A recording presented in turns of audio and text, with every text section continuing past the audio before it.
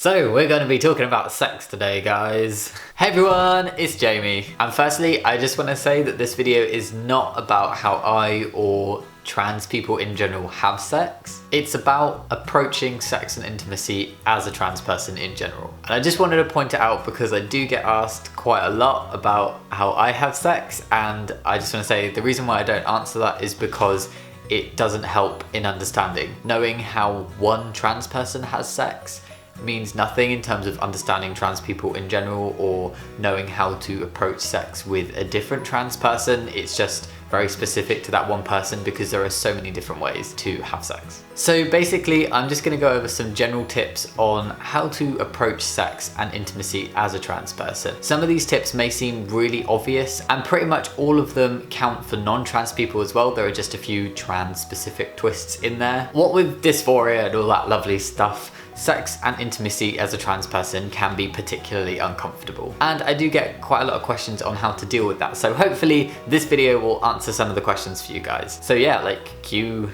tips, cue list. I never know how to transition into doing a list of stuff in videos, but here it is. Ta-da! Number one, what is sex? It's not just penetration. There are so many ways to have sex, and there are so many ways to have sex that do not involve any kind of cylindrical shaped object entering anywhere.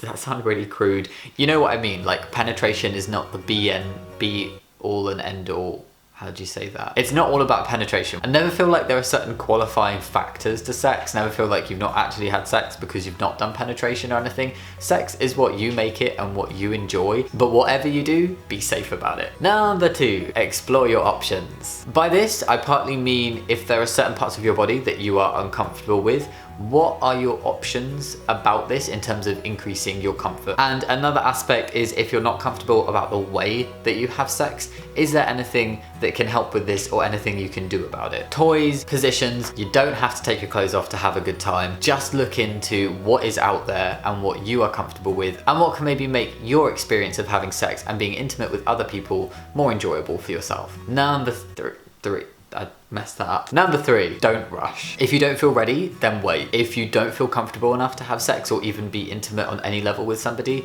then wait. If it's just the sex part that you're not quite comfortable with, there are loads of things that you can do to be intimate with somebody else without having sex. So just touching, skin to skin contact, hugging. You don't even need to take your clothes off to be very intimate with other people. So yeah, just wait until you feel completely ready. And if that means waiting for a certain stage of your transition or for certain things to happen in your life, then wait for it. And there's nothing wrong with doing that. Number four, learn what you're comfortable with. This does kind of overlap with the point on exploring options, but essentially just learn about your own body and what it is that you feel particularly uncomfortable about or particularly comfortable about, and kind of use that to help you be more comfortable in general when you're in an intimate setting. And again, don't feel like the only way to be intimate with somebody is to have sex. There are loads of different things you can do, and you can always build up to having sex as your comfort increases in terms of yourself or with the particular person that you're with at that time, whatever. And last but definitely not least, because I personally think it's the most important point on this list, number five, be open and honest in your communication with the person or people that you're having sex with or going to have sex with. This is so important for both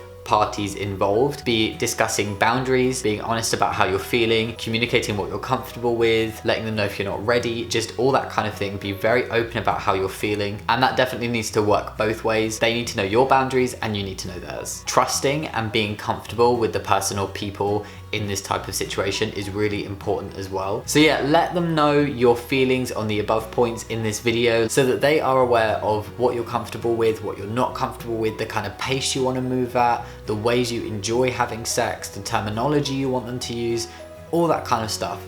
Talk about it. On the topic of terminology, do be very open with this. Don't expect them to know the kind of terms that you want used on your body. It might be that they slip up and they say something that makes you feel uncomfortable or upsets you without meaning to. If they've never been with a trans person before, they might not have any idea on how to approach the situation themselves. So definitely have a chat about that before you actually dive in, if there are certain things that are going to make you feel uncomfortable. So yeah, be open about terms, touching, and I can't think of another T. Yeah, just be open about sex and intimacy in general. Those are just 5 quick points. It doesn't cover everything. Some of them may have been super obvious to you guys, but hopefully some of them will be helpful to a few of you. Basically, dysphoria can be a right kicker when it comes to having sex and being intimate. I mean, it's an asshole anyway, but I think that dysphoria can really be intensified in such an intimate situation. So being open about your dysphoria with yourself and the person or persons you are going to have sex with, and then trusting that person or persons can really help. Be safe, be happy, be honest, and be comfortable. My partner Shara and I will also be making a video on like the other side of this topic, so like approaching sex and intimacy with a trans person. So if you have any questions for either Shara or I, leave them in the comments below and we will answer them in part 2 in the future. So yeah, that's everything I have for you guys today. I hope this video could be sort of useful, even if it is kind of general. And yeah, as always, thank you so much for watching, and I will see you next time. Much love, guys. Bye.